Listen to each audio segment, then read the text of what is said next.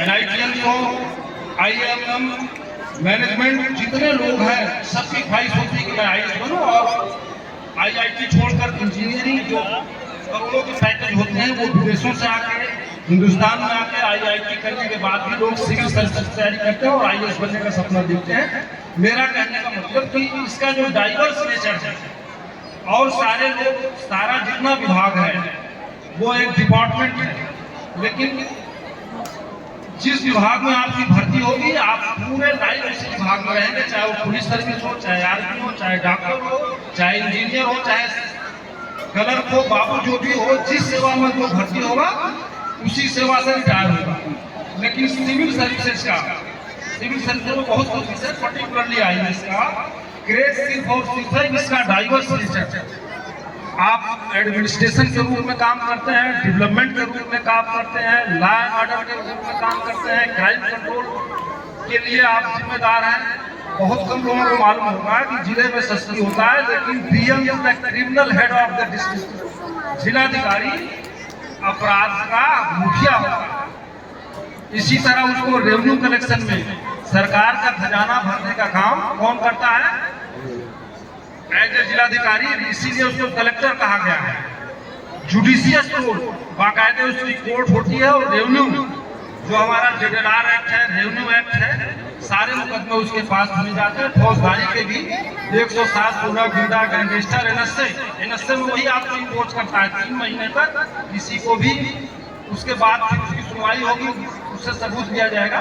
तो उसको एक judicial power, controlling power, regulatory power, law and order, administration, enforcing, Bharat सरकार की कोई योजना अगर लागू होती है, लॉन्च होती है, तो वो जिलाधिकारी उसको लॉन्च करता है।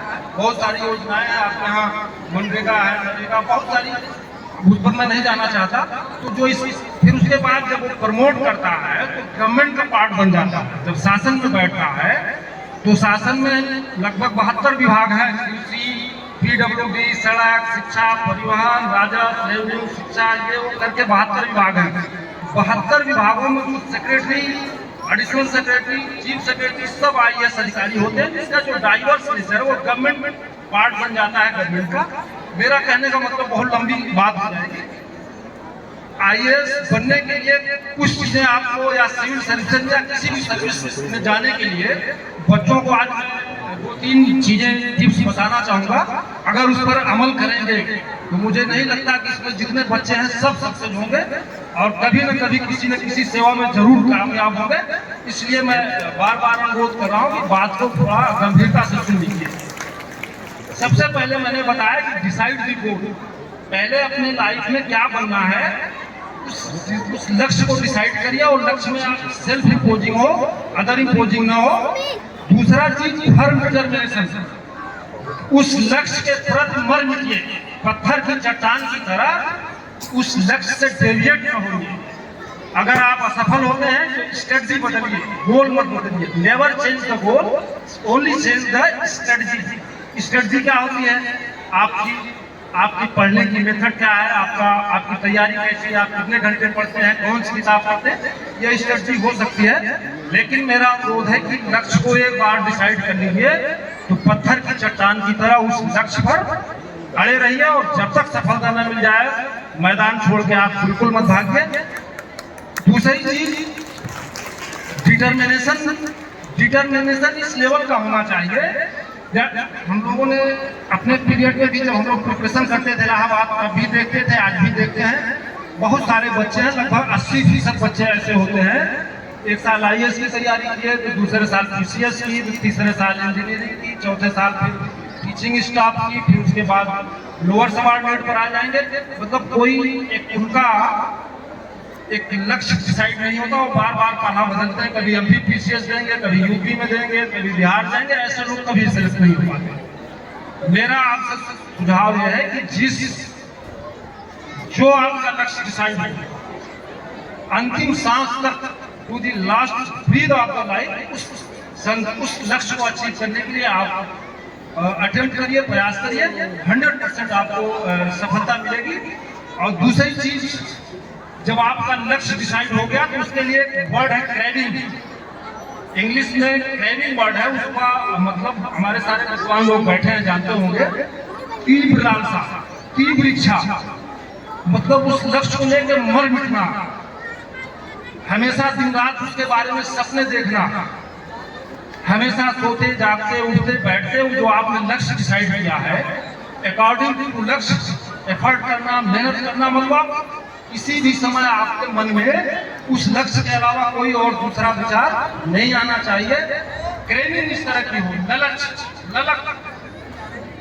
डॉक्टर एपीजे अब्दुल कलाम आप हमारे महान वैज्ञानिक मिसाइल मैन और भारत के प्रेसिडेंट रहे, आप सभी लोग जानते होंगे। उनका एक बहुत बड़ा स्टेटमेंट था कि सपने वो होते हैं जो रात में नहीं देखे जाते। सपने वो नहीं होते जो रात में देखे जाते हैं, बल्कि सपने वो होते हैं जो आपको सोने नहीं देते।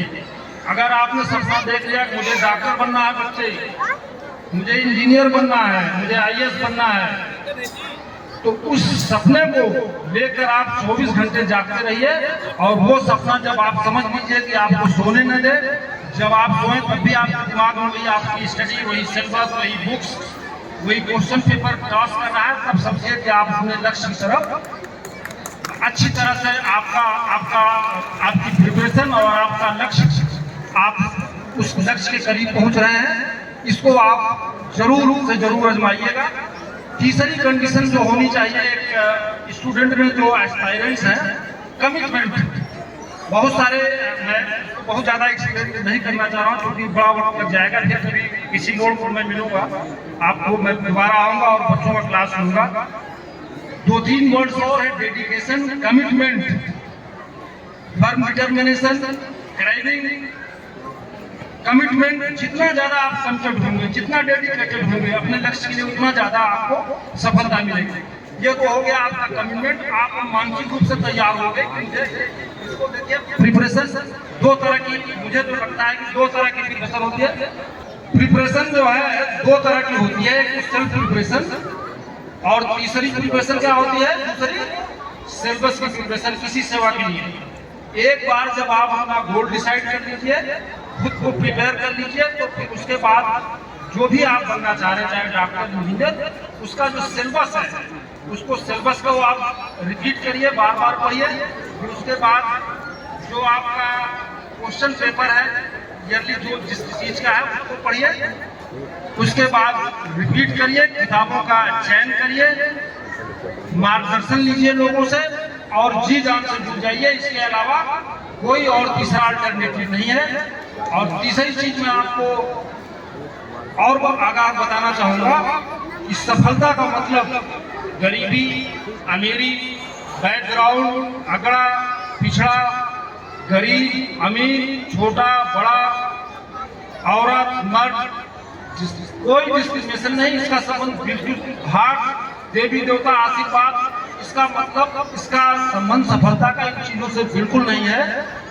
इसका सफलता का संबंध सिर्फ और सिर्फ hard work, self determination, commitment, striving, passion, devotion, आपका लेवल ऑफ इंटरेस्ट। इससे मतलब है जिस लेवल का आपका पैशन होगा, जिस लेवल का डिवोशन होगा। बहुत सारे लोग, मैं 2 एग्जाम्पल देना चाहूँगा। भारतवर्ष में एपीजे अब्दुल कलाम को मैंने कोट किया। वो इस गरीबी में पले थे कि अखबार बेचते थे, ट्यूशन पढ़ाते थे, भारत के राष्ट्रपति हुए और मिसाइल मैन हुए। वर्तमान में हमारे आदरणीय प्रधानमंत्री नरेंद्र मोदी जी, उनकी भी बैकग्राउंड आप सभी लोग जानते हैं। आज देश के प्रधानमंत्री हैं, 2 बार प्रधानमंत्री रह चुके हैं, फिर होंगे। तो कहने का मतलब कि केवल अमीरी और बैकग्राउंड, कुछ लोग बच्चे सोचते हैं साहब हमारी स्थिति ठीक नहीं है, हमारी इकोनॉमिक कंडीशन सही नहीं है, हमारे माँ बाप पढ़े लिखे नहीं हैं, हम ये नहीं कर सकते, कंडीशन फिट नहीं कर सकते। ये कोरी बकवास है। ये आपके डिटर्मिनेशन और आपके कमिटमेंट पर डिपेंड करता है। एक चीज मैं और बच्चों से शेयर करना चाहूँगा, समय का महत्व समझें, समय को बिल्कुल इग्नोर न करें। ये आपकी एज जो है, ये सेकेंडरी एजुकेशन बहुत क्रूशियल एज है। एक बार मैं एक महापुरुष को कोट करना चाहूँगा, रोमन किंग जूलियस सीजर।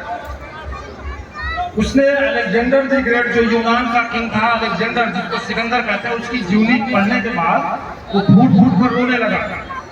लोगों ने जब उससे पूछा कि कौन रो रहे हो, तो जूलियस सीजर ने कहा कि जिस वक्त जितनी आज हमारी एज है उस एज में अलेक्जेंडर द ग्रेट, सिकंदर महान पूरी दुनिया को जीतकर विश्व विजेता बन गया था और मैं आज तक कुछ नहीं कर पाया। और वास्तव में 21 वर्ष की आयु में सिकंदर पूरी दुनिया को जीतकर विश्व विजेता बन गया था। इसलिए आप लोग समय के महत्व को समझें और उसकी महत्ता को पहचाने, कभी भी समय को न गंवाए। लास्ट में क्योंकि समय अभाव है, जो पेरेंट्स बैठे हुए हैं उनसे भी मैं गुजारिश करना चाहूँगा कि बच्चों को हमेशा मोटिवेट करते रहें, वो ह्यूमिलिएट न करें, उनका जो मॉरल है उनका उसको बूस्टअप करते रहें। मैं एक स्टोरी और बताना चाह रहा हूँ।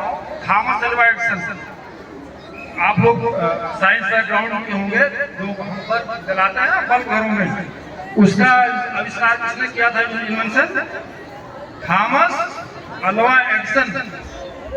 इनकी एक स्टोरी को शेयर करना चाह रहा हूँ पेरेंट्स के लिए।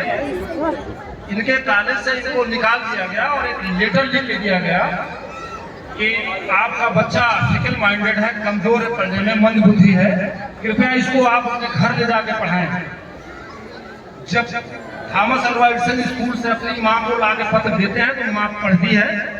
उस पत्र में लिखा था कि आपका बच्चा इस स्कूल में पढ़ने लायक नहीं है, ये मंद बुद्धि है, कृपया इसको अपने घर पर ही पढ़ाएं, मेरे स्कूल में न आने दें। थॉमस अल्वा एडिसन माँ से पूछता है कि माँ पत्र में क्या लिखा हुआ था?